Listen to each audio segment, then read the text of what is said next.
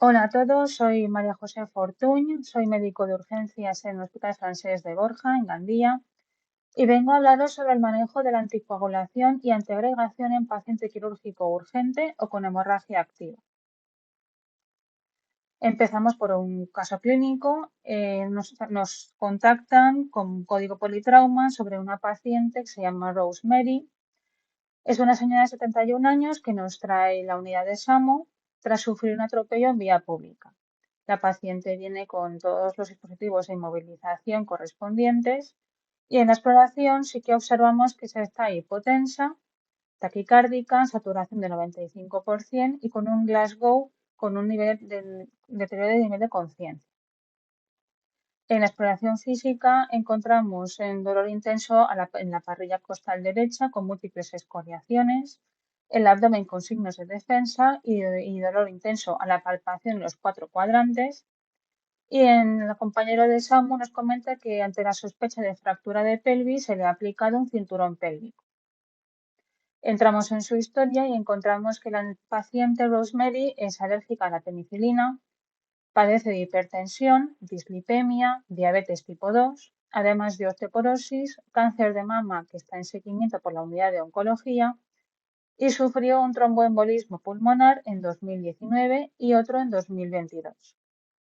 Después de conocer toda esta información, os pregunto qué información, qué otros datos os gustaría conocer sobre la paciente en este momento. Podemos saber qué medicación toma, si podemos contactar con la familia que nos informe sobre cómo estaba la paciente y qué ha sucedido. Podemos hacer un electro, una radiografía, una ecografía clínica a pie de cama. Bien, podemos saber una información verbal, aunque sea superficial, o las primeras impresiones del radiólogo sobre el TAC que vamos a realizarle, una analítica de sangre o bien contactar con otro compañero, otro especialista. Si queremos conocer la medicación que toma Rosemary, es esta. Toma atorvastatina de 20, Sintrón está anticoagulada con Sintrón, toma lorazepam por las noches, letrozol y metamizol a demanda cuando tiene algún dolor de cabeza o cualquier otro dolor.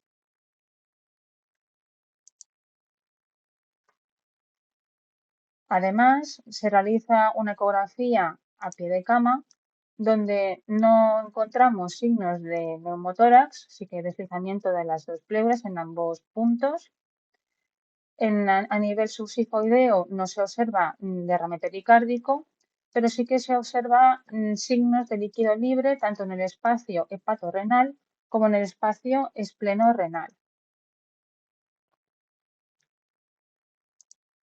Volviendo de nuevo al caso, la acompañamos al TAC y el radiólogo en el TAC toraco-abdominopélvico nos informa que se encuentra líquido libre, lo que hemos visto anteriormente en la ecografía, además de fractura de pelvis y posiblemente laceración hepática con signos de sangrado activo. En este caso, os pregunto, la paciente está anticoagulada con Sintrón, toma cenocumarol, quiero decir. Nos importaría en este momento qué nos gustaría saber a la hora de mm, operarla de urgencia para controlar sobre todo la hemorragia. En este caso, la paciente está anticoagulada con Sintrón. Cuando disponemos de la analítica de sangre, nos fijaremos bien en el INR, que en este caso está con 4,8. Generalmente, para estar anticoagulado en una paciente, en este caso con antecedentes de tromboembolismo pulmonar, debería estar entre 2 y 3. Está sobredosificada de Sintrón esta paciente. Además, está sufriendo ahora mismo un sangrado activo por un traumatismo. Por tanto, deberíamos revertir este tratamiento, deberíamos revertir esta medicación que toma, que lo veremos más adelante. Presentaros a continuación otro caso diferente. Este caso es Antonio, que es un señor de 67 años, que consulta a servicio de urgencias por presentar una hemiparesia izquierda, caída de comisura labial izquierda y disartria de unos 30 minutos de duración. El paciente, mientras lo atendemos, valoramos también sus antecedentes en su historia clínica, en la que encontramos que el paciente es hipertenso y dislipémico. presenta una fibrilación auricular desde hace unos años, insuficiencia venosa crónica, es un paciente con una EPOC y está operado de una hernia inguinal en 2001 y una sephenectomía por varices en 2020. Sus constantes son las siguientes, parece que está hipertenso, taquicárdico, satura a 92, sospechamos que también es por un paciente que es un EPOC enfisematoso bastante avanzado y no presenta fiebre. ¿Qué más os gustaría saber sobre Antonio? En cuanto a la medicación que toma Antonio, investigamos y vemos que toma atorvastatina de 20, flecainida de 5 miligramos, un antiarrítmico, apixaban como anticoagulante, probablemente por aspiración auricular, formoterol y budesonida, que son unos inhaladores, alopurinol y metamizol. Ante la sospecha de que el paciente esté sufriendo de un ictus isquémico o hemorrágico, dado que el paciente está anticoagulado, realizamos un TAC triple estudio de urgencia. En el TAC el radiólogo nos informa que se observa un ictus isquémico con una oclusión completa de la arteria cerebral media a nivel M1. En este caso, el paciente, ¿cómo es posible que tenga un ictus isquémico cuando está anticoagulado con apixaban? Por tanto, deberíamos aquí en este caso preguntar a la familia o preguntarle a él si toma correctamente la medicación, cuándo fue la última dosis de la apixaban y si ha tenido algún problema a nivel de esta medicación. La familia nos comenta que ha dejado de tomar la medicación, el apixaban, desde hace 3 días, dado que el dentista le quería hacer una intervención y le recomendó que dejara de tomarlo durante unos días. Y esta es la consecuencia. Con estos dos casos, lo que yo quiero preguntaros después es si sabéis y os habéis parado a pensar la cantidad de personas, cuántos pacientes en este momento están anticoagulados en España. Aproximadamente son 800.000 pacientes los que están anticoagulados en España. Todos ellos generalmente son pacientes con una edad avanzada, generalmente, aunque cada vez la fibrilación auricular se presenta a edades más tempranas. Todos ellos pueden presentar algún tipo de accidente, algún riesgo hemorrágico o al contrario, pueden ser, digamos, correr el riesgo de padecer eventos trombóticos o tromboembólicos a causa de la medicación que toman, ya sea por un exceso o por defecto o por no tomarlo o por cualquier incidencia a nivel de esta medicación. Por tanto, consideramos que es imprescindible conocer muy bien esta medicación, cómo es cuál es su farmacocinética, su farmacodinámica y cuáles son sus, digamos, sus idiosincrasias propias de esta medicación que puede condicionar mucho el trato de estos pacientes. Por ello, en 2018 se convocó a diferentes sociedades de todo tipo de especialidades, sobre todo médico-quirúrgicas, coordinadas por la Sociedad Española de Cardiología, en la que se redactó un documento de consenso sobre el manejo perioperatorio y procedimiento de tratamiento antitrombótico. Este documento está súper bien explicado, es un documento que es muy práctico a la hora de manejar este tipo de pacientes. Recientemente, en mayo de este año,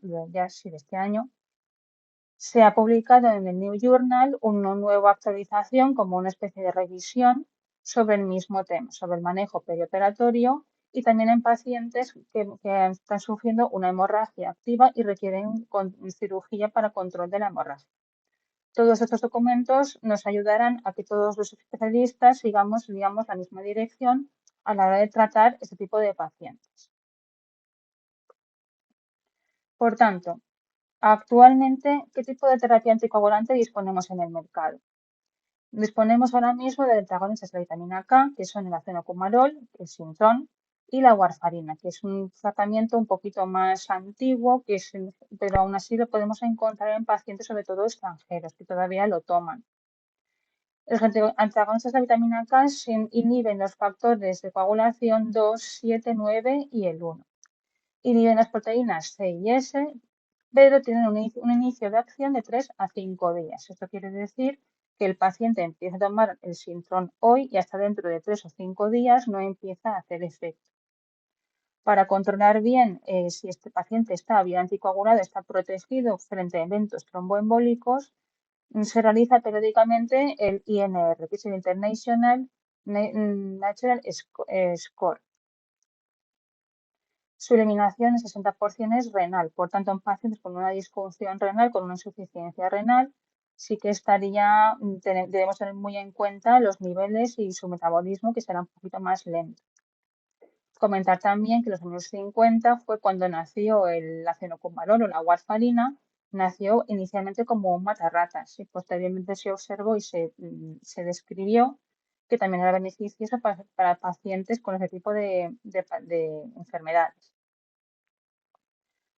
Con el paso del tiempo nacieron los anticoagulantes de acción directa, los más modernos, los que conocemos ahora como la apixaban, el dabigatran, rivaroxaban. Todos estos inhiben los factores de coagulación, el 2 si es el dabigatran o el factor 10 si son los tres últimos. El inicio de acción es mucho más rápido, no tenemos que esperar 3 o 5 días a que les haga efecto, con apenas 1 o 2 horas que tenemos el pico máximo de 1 o 4 horas. Una vida media de 12 a 17 horas, por tanto, la posología puede ser de una vez al día o 2 veces al día, y la eliminación es principalmente renal y hepática, por lo que debemos ajustar también la dosis. Por último, encontramos las heparinas. Las heparinas son inhibidores de la trombina del factor 10 al 5, del 7, son de administración subcutánea o intravenosa. El control para asegurarnos de que está bien anticoagulado es el tiempo de tromboplastina parcial activado, el TTPA, y la eliminación es renal. Por tanto, lo mismo repito, que debemos tener en cuenta la función renal del paciente para administrar una dosis u otra. Las más conocidas son la enoxaparina, la beniparina, que son las que más utilizamos aquí en nuestro hospital, y la heparina no fraccionada, que está más reservada a procedimientos vasculares o bien para pacientes con una función renal muy deteriorada. Aquí os dejo una tabla que no voy a entrar a explicar sobre las diferentes características de los nuevos anticoagulantes, especialmente la dosis indicada, la vida media de cada uno de ellos, las interacciones, todo ello según sus características nos servirá para decidir qué medicación anticoagulante es más apropiada para qué tipo de paciente, según el perfil del paciente. Por tanto, a la hora de tratar a un paciente que se encuentra anticoagulado, de operarlo, realizar un tratamiento específico, debemos valorar en una balanza el riesgo tromboembólico del paciente, como le ha pasado a Antonio, y el riesgo que se viene determinado principalmente por las características del paciente. Esto quiere decir, por ejemplo, una prótesis valvular, si presenta fibrilación auricular, qué grado de Charles-Bach, que es una escala que nos presenta el riesgo de tromboembolia en un paciente con fibrilación auricular, si ha sufrido o padecido un ictus o una IT en los últimos 3 meses, antecedentes de tromboembolia venosa, como o tromboembolia pulmonar o vascular, o si presenta antecedentes de trombofilias. Por otra parte, debemos valorar el riesgo hemorrágico de la cirugía, de la intervención que vamos a realizar. Si es un nivel de riesgo hemorrágico por el tipo de procedimiento, si es un bajo, moderado, o si presenta riesgo de presentar una hemorragia grave. En cuanto al riesgo tromboembólico, se categoriza, viene determinado si es alto, moderado o bajo, según las características del paciente, como ya hemos dicho. Principalmente se tienen en cuenta si es o no portador de válvula protésica cardíaca, si tiene antecedentes de un ictus, stroke o un accidente isquémico transitorio, si presenta fibrilación auricular, qué grado de Charles-Bach, en la escala de Charles-Bach, si es un riesgo más tromboembólico o menor, y en caso de pacientes con antecedentes de tromboembolismo venoso, si tiene si es más reciente, si es más, hace ya más tiempo que sufrió este evento, si presenta cáncer activo, si tiene antecedentes de trombofilia, o si el paciente también tiene riesgo de padecer nuevos eventos de trombosis. En cuanto al riesgo hemorrágico, depende del tipo de cirugía, como ya hemos dicho. Hay cirugías con un mayor riesgo hemorrágico, como ya sabéis, como por ejemplo cirugía ortopédica mayor, con unas cirugías que requieren una anastomosis, una resección de pólipos, una resección intestinal, o cuando las cirugías tienen una duración de más de 45 minutos. Un riesgo moderado o digamos un riesgo intermedio serían cirugías como una artroscopia, laparoscopia, perdón, una reparación de una hernia abdominal o, por ejemplo, una cirugía de hemorroides. Finalmente, cuando es un riesgo hemorrágico mucho menor, es especialmente cuando son procedimientos dermatológicos, oftalmológicos, cirugías a nivel bucodental mínimamente invasivas. Todo esto presenta un menor riesgo hemorrágico.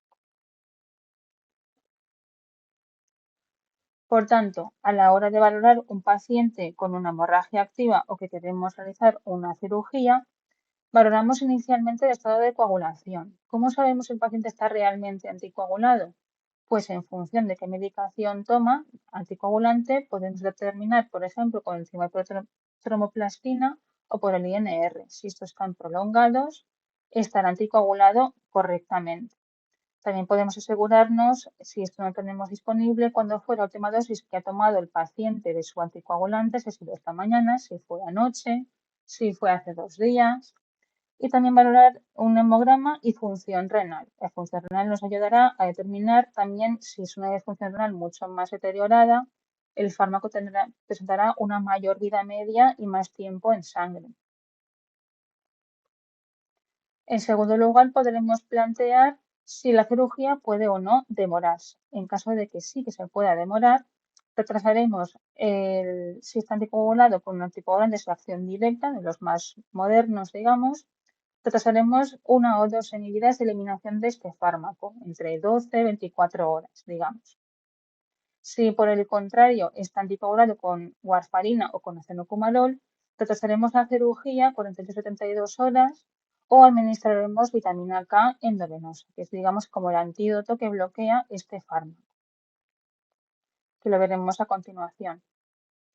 El acenocumalol, suspenderlo 3 días antes y la warfarina es recomendable suspenderla 5 días antes. El objetivo es alcanzar un INR de menos de 1,5.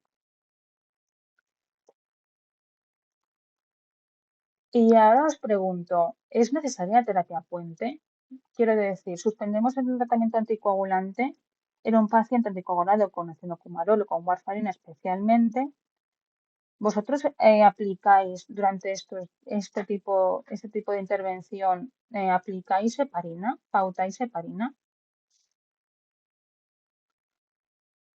Pues bien, después de realizar diferentes estudios, se ha observado que en pacientes que se les aplica la terapia puente previos a la cirugía, se ha observado que presentan un mayor riesgo hemorrágico y un mínimo en riesgo tromboembólico. Quiere decir que aquellos pacientes que recibieron heparina como terapia puente previos a la cirugía presentaron más episodios de hemorragia sin ningún tipo de protección frente a los eventos tromboembólicos. Se llegó a la conclusión de que la terapia puente con heparina solo se aplicará cuando el riesgo tromboembólico del paciente es un riesgo alto. ¿Y qué pauta utilizaremos? Por ejemplo, en heparina de baja presión molecular o para no fraccionada, cuando el INR es menor de 2 o tras omitir 2 o 3 dosis del fármaco anticoagulante. Recordar que el anticoagulante de acción directa no es necesaria terapia puente porque tiene una vida media muy cortita y la última dosis previo a la cirugía debe ser de las últimas 12 horas si es un tratamiento tromboprofiláctico o si es 24 horas en caso de que sea un tratamiento, digamos, terapéutico, anticoagulante. En caso de ser heparina no fraccionada, esperaremos 4 o 6 horas antes de la cirugía. ¿Qué pasa cuando el paciente no podemos esperar tanto tiempo a demorar la cirugía? ¿Es una cirugía urgente, emergente o presenta una hemorragia activa?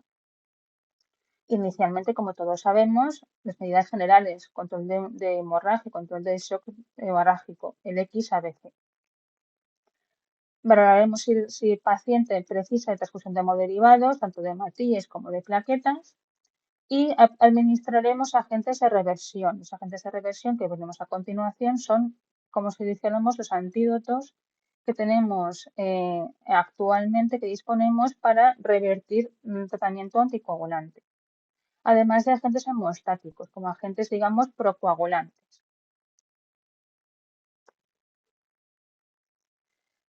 ¿Qué agentes reversores o antídotos disponemos actualmente? Como manejo de un paciente que está anticoagulado con acenocomarol o con warfarina, primero confirmaremos su estado de coagulación, que el INR sea mayor de 1,5. Si no es así, el paciente es como si no tomara Sintrom, como si no tomara warfarina. Inicialmente sí que está indicado administrar vitamina K. Vitamina K es el antídoto natural, digamos, del acenocumarol o de la warfarina. Si se administra 5 o 10 miligramos y si es hemorragia activa debemos administrarlo con complejo protrombínico, que es el siguiente. ¿Por qué? Porque la vitamina K no hará efecto hasta dentro de 24-48 horas, aunque la administremos por vía endovenosa. Tiene un tiempo de inicio de 1 a 2 horas, pero hasta las 24 horas no empieza a bloquear del todo el acenocumarol que tenemos en sangre. Por tanto, nos hará falta un agente hemostático mucho más potente y mucho más rápido para poder revertir el efecto del acenocumarol mientras practicamos la cirugía y controlamos la hemorragia. Este complejo es este hemostático, el de elección, en la primera elección será el complejo protrombínico, Octaplex, que es la marca comercial. Este complejo son diferentes factores de coagulación sintéticos, que es el factor 2, el 7, el 9, el 10 y la proteína C. Debemos administrar y calcular la dosis en función del INR que presenta el paciente en ese momento, porque tiene un elevado riesgo de que nos pasemos, digamos, y provoquemos alguna trombosis. Aquí os dejo una tabla que, según la ficha técnica, nos indica cuánta dosis debemos administrar de Octaplex según el INR del paciente. El objetivo es alcanzar un INR de menos de 1,2 en 1 hora. Por último, y como segunda opción, es el plasma fresco congelado.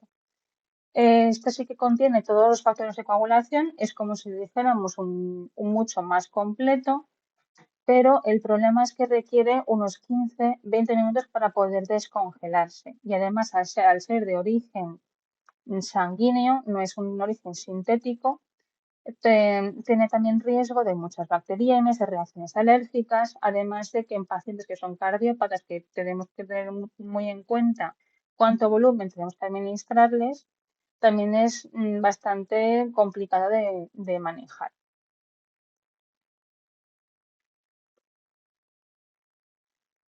En cuanto a aquellos pacientes que están anticoagulados con heparina, que precisan de una cirugía urgente o presentan una hemorragia activa, debemos lo mismo. Primero, confirmar el estado de coagulación con el tiempo de tromoplastina parcial activado, si está o no prolongado. El antídoto natural de las heparinas es el sulfato de protamina. Es un antídoto directo de la heparina no fraccionada. ¿Esto qué quiere decir? Que la heparina de bajo peso molecular tiene un efecto incompleto. No es del todo un antídoto 100% perfecto, 100% que bloquea toda la heparina de bajo peso molecular, solo el 60% de la actividad antifactor 10A. También comenta que tiene una vida media bastante corta, neutraliza en 5 minutos y dura solo 2 horas su efecto. Por tanto, deberíamos plantear que harán falta más dosis de protamina para controlar sobre todo la anticoagulación. Importante comentar que no debemos administrar más de 100 miligramos de protamina, más de 2 viales durante 2 horas, dado que tiene un efecto anticoagulante intrínseco. Quiere decir que hace también como una especie de efecto contrario si nos pasamos de dosis. Y pacientes que llevan Fondaparinux, la protamina no será útil, no funciona, quiero decir, no lo neutraliza. A la hora de administrarlo, debemos saber cuándo fue la última dosis, a qué hora se administró la última dosis de medicación para valorar cuánta dosis nos hace falta administrar. Quiero decir, En lugar de valorar el INR como es, por ejemplo, en el complejo protrombínico, aquí nos haría falta saber y sería muy interesante saber cuándo fue la última dosis administrada de heparina en el paciente. Si se ha administrado hace menos de 8 horas, nos hará falta administrarle 1 miligramo de protamina por cada 100 unidades de heparina que le hemos administrado. Si hace más de 8 horas, por ejemplo, pues administraremos la mitad de dosis. Y así con el resto de heparinas bajo peso molecular.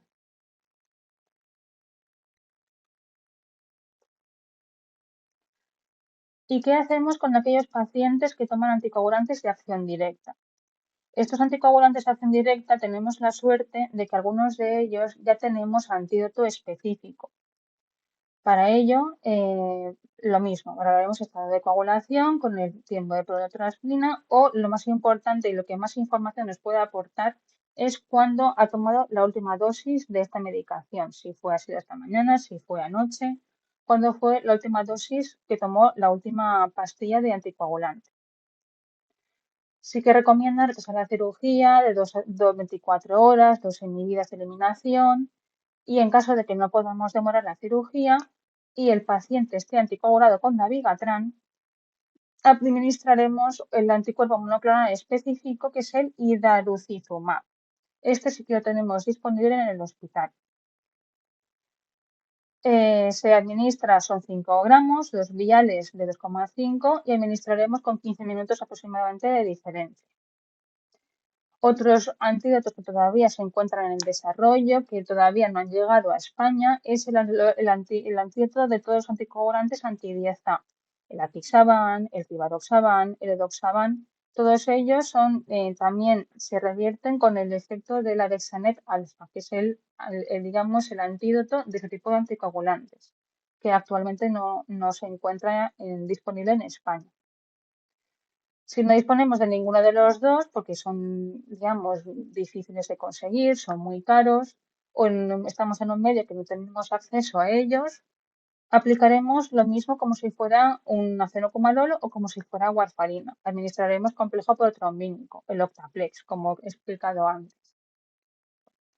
Se ha observado que el plasma congelado y de otros agentes procoagulantes, como es el factor C recombinante y otros un poco más complejos, no se ha observado una indicación establecida, todavía no hay mucha bibliografía, no hay mucha evidencia y además se ha observado que su uso conlleva una alta tasa de complicaciones tromboembólicas.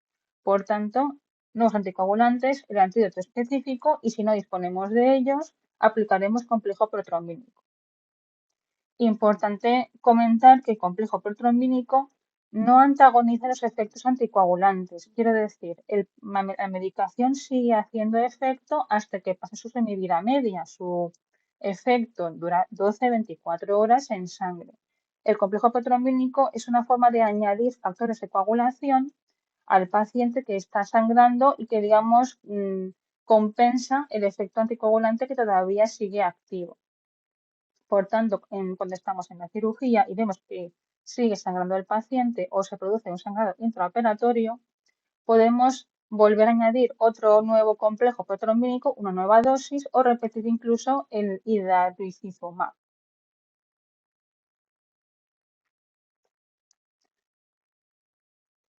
Dicho esto, ahora me gustaría comentar un nuevo caso clínico y poner en práctica todo lo que ya hemos explicado. Bernardina es una mujer de 79 años que es remitida al servicio de urgencias desde la unidad de hemodiálisis por hipotensión refractaria y un dolor abdominal en el hipocondrio izquierdo. Nos remite de nefrología porque no pueden dializarla con tensiones tan bajitas y además la paciente presenta mucho dolor abdominal y no la encuentran bien. Entrevistando a la paciente nos comenta que está realizando deposiciones de color negro desde hace 2 días. Entre sus antecedentes encontramos que es hipertensa, dislitémica, diabética tipo 2, presenta una insuficiencia renal crónica porque se encuentra en diálisis y es portadora de una prótesis mitral.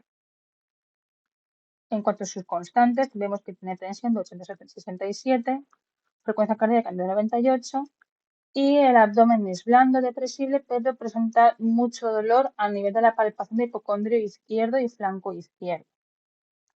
¿Qué más os gustaría saber sobre esta paciente? De medicación.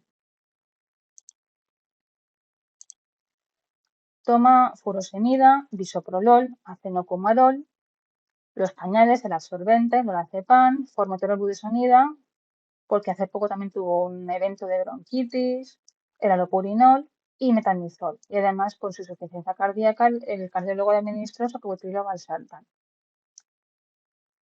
Importante tomar el acenocumarol, lo que estamos tratando en esta sesión, por la prótesis mitral.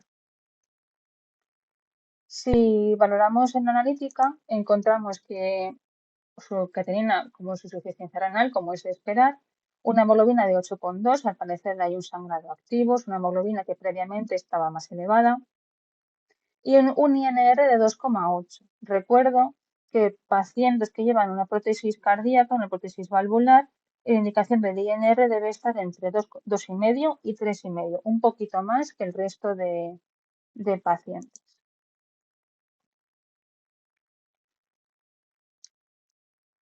¿Qué más podemos hacer a Bernardina?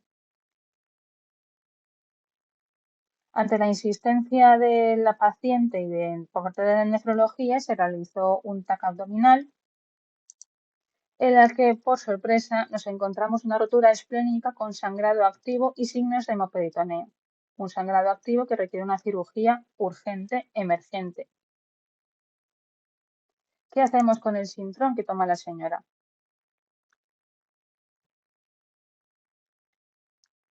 Sí, lo que sucedió fue, preguntando después a la familia, que la paciente sufrió de una caída y se golpeó contra el abdomen hace 2 días y cayó en casa. Y parece ser que ya va sangrando desde entonces. ¿Qué hacemos con el Sintrón, con el antídoto, con el anticoagulante? Pues primero administraremos vitamina K. Como sabemos que esto va a tardar en hacer efecto, pero va a conseguir revertir el efecto del acenocumarol, administraremos complejo protrombínico hasta conseguir un INR de menos de 1,2 en 1 hora, valorando según el INR la dosis de INR, la dosis del complejo protrombínico según el INR de la paciente.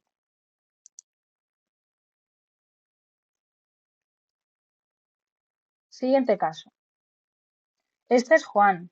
Juan es un señor de 86 años que consulta a urgencias por un dolor muy, muy intenso en una hernia inguinal que tiene de gran tamaño y está pendiente de cirugía.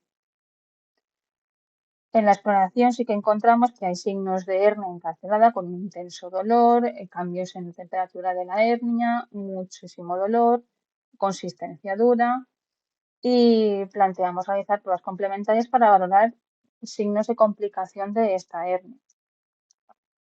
Como antecedentes que me he adelantado, presenta una fibrilación auricular, una hipertensión de próstata, tensiones sus constantes y en la exploración vemos que la hernia inguinal derecha es de gran tamaño, irreductible, dolorosa.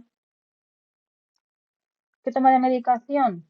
Pues Juan toma enoxaparina de 100, bisoprolol, furosemida, metamizol, tamsulosina y si somos hábiles le preguntamos a qué hora se administra el tema de heparina, pues si sospechamos que va a precisar de una cirugía urgente, se administra la heparina última a las 8 de la mañana, esta mañana.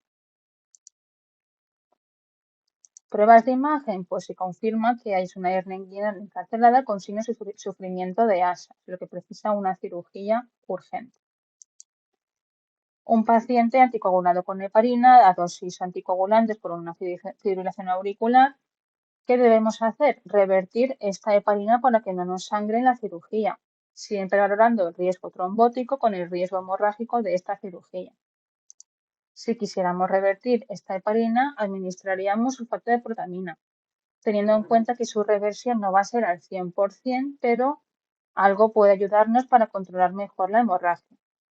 Si hace más o hace menos de 8 horas de la administración de la última dosis, administraremos una dosis u otra.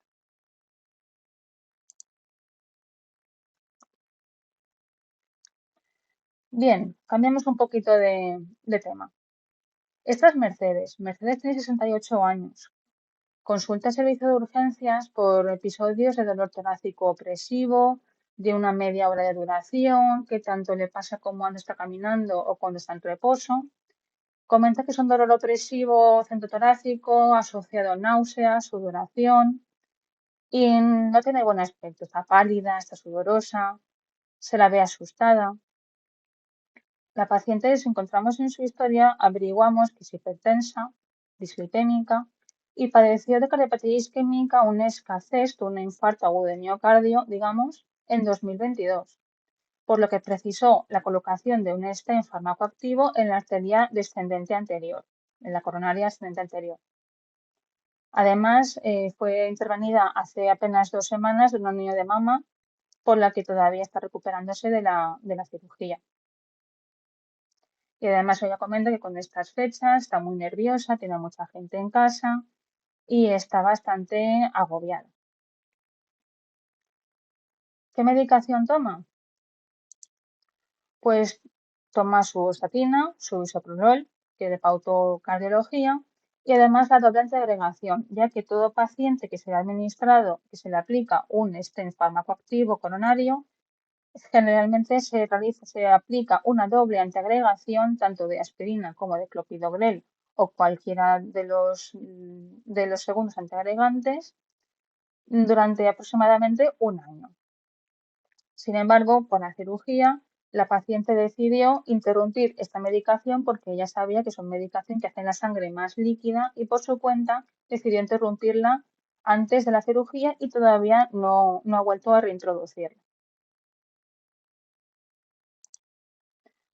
Por tanto, si de entrada en urgencias hacemos un electro, sí que confirmamos que tiene un paciente un síndrome coronario agudo sin elevación del ST. Al parecer es como un infarto, digamos. ¿Qué hacemos con Mercedes? Al parecer ha sido que interrumpir su tratamiento antiagregante que le ha provocado una nueva reagudización de su cardiopatía isquémica, una retrombosis de su stent. Por tanto, a la hora de someter al paciente a un paciente antiagregado a una cirugía, haremos lo mismo que si estuviera anticoagulado. Valoramos el riesgo trombótico, en este caso es trombótico, no tromboembólico, y riesgo hemorrágico. Pero además debemos añadir la indicación de prevención, si la toma la antiagregación como prevención primaria o como prevención secundaria. Por tanto, como riesgo trombótico, el tiempo hasta la intervención, la forma de presentación del evento, si ha sufrido síndrome coronario agudo, si tiene una enfermedad coronaria estable, si tuvo un ictus o una IT previos, si padece de una enfermedad arterial periférica. Todos estos son factores que nos informan que tienen un elevado riesgo trombótico en función de los antecedentes del paciente. Y como riesgo hemorrágico, el riesgo propio de la misma cirugía, como hemos comentado previamente. Repetir lo mismo, riesgo tromboembólico, riesgo trombótico, en función de las características del paciente y riesgo hemorrágico en función de las características de la cirugía que vamos a practicar. Este algoritmo está muy claro explicado y lo repasaremos brevemente. En tratamiento antiagregante, valoraremos si la urgencia quirúrgica se puede demorar o no se puede demorar la cirugía. Si es una urgencia quirúrgica, directamente sin replantear ningún tipo de medida, vamos al quirófano directamente, digamos, se realiza el procedimiento sin ningún tipo de medida. Si no es una urgencia quirúrgica, valoraremos si la medicación que toma, la aspirina que toma la paciente o el paciente, está indicado como prevención primaria para prevenir nuevos infartos en un futuro o como prevención secundaria cuando haya sufrido de un infarto o de un evento trombótico como protección para nuevos episodios. Como prevención primaria, pues no pasa nada, suspendemos la aspirina porque la antiagregación en este caso no estaría indicada y realizamos la cirugía. Si por el contrario ya ha sufrido eventos trombóticos, tiene antecedentes de infarto, de una isquemia arterial, de un ictus previo, valoraremos el riesgo trombótico del paciente con esos antecedentes. Si el riesgo trombótico es bajo, plantearemos qué riesgo hemorrágico tiene. Si el riesgo hemorrágico también es bajo, por tanto, podemos mantener la aspirina a 100 miligramos. Si está a 300, lo bajaremos a 100. Y si lleva doble antiagregación, suspenderemos el segundo antiagregante, el P2Y, que son el clopidogrel, ticagrelol, prasugrel, todos ellos que tienen como mayor riesgo de hacer hemorragia, ese sí que lo vamos a suspender. Por tanto, pacientes con un riesgo trombótico bajo, riesgo hemorrágico bajo, mantenemos la aspirina. ¿Qué pasa con pacientes que tienen un riesgo trombótico bajo, pero tienen un elevado riesgo hemorrágico? Mantendremos también la aspirina y suspenderemos el segundo antiagregante. Solo suspenderemos la aspirina cuando se trata de una cirugía neuroquirúrgica, o sea, una urgencia neuroquirúrgica o requiere intervención por parte de neurocirugía.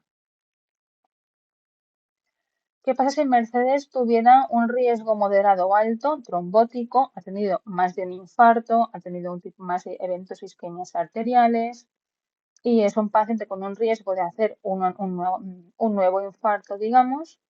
Valoraremos si podemos posponer la cirugía hasta que este riesgo trombótico sea más bajo. Por tanto, esto quiere decir los 12 meses de doble antiagregación o que el riesgo trombótico sea menor.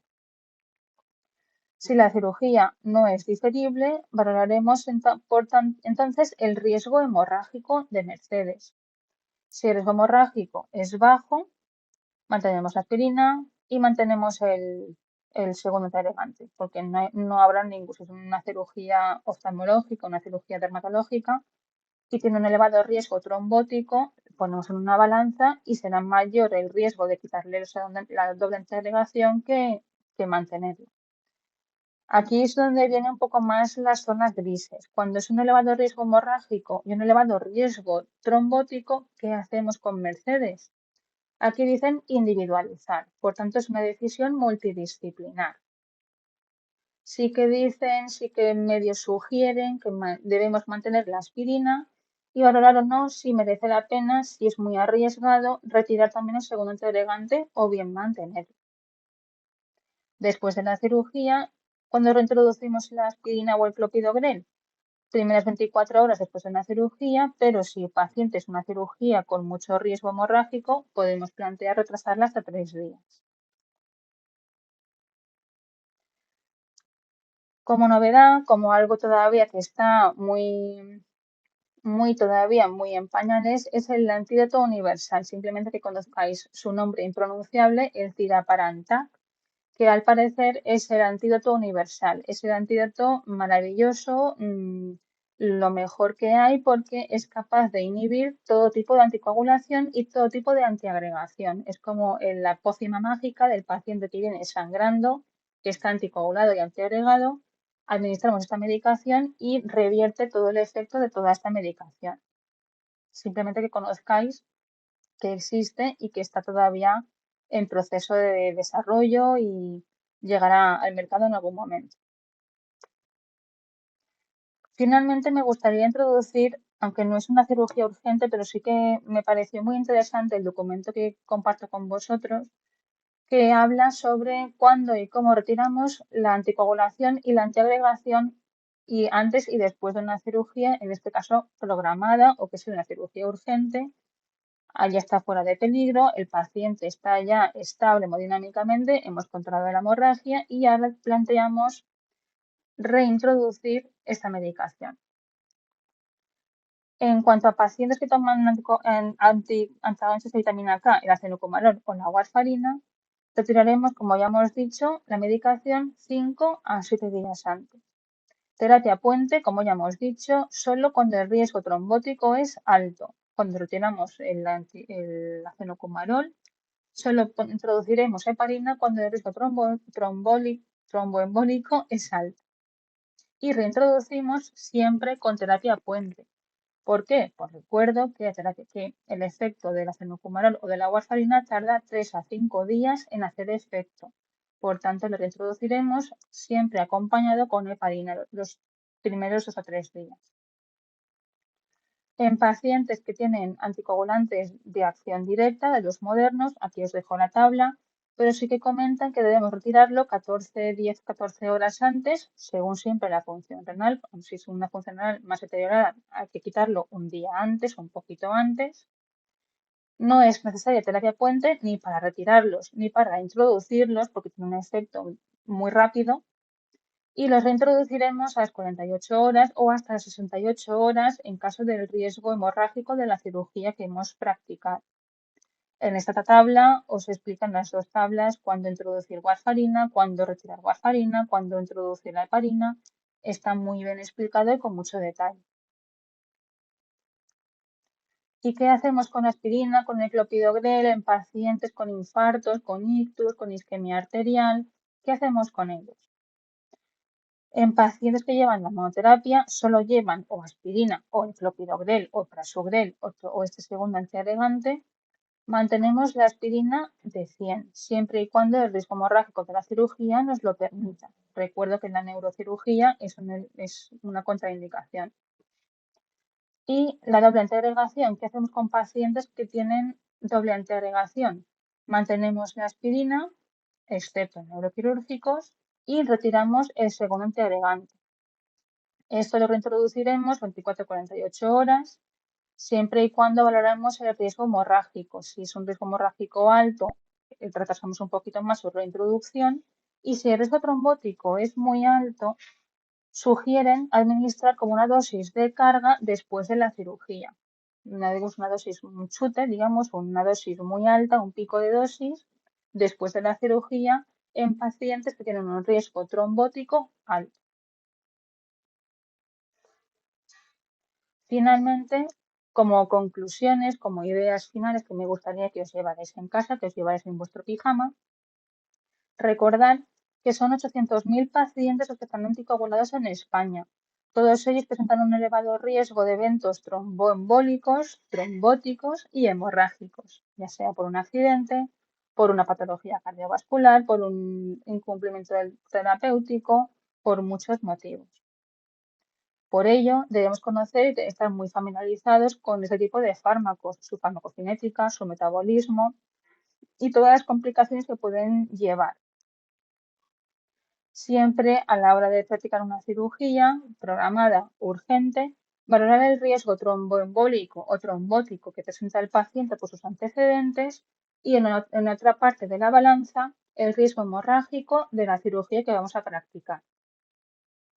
En una hemorragia activa o una cirugía emergente en paciente anticoagulado, recordar si es acenocumarol, si es Sintrom o warfarina, vitamina K. La vitamina K va a tardar en hacer efecto.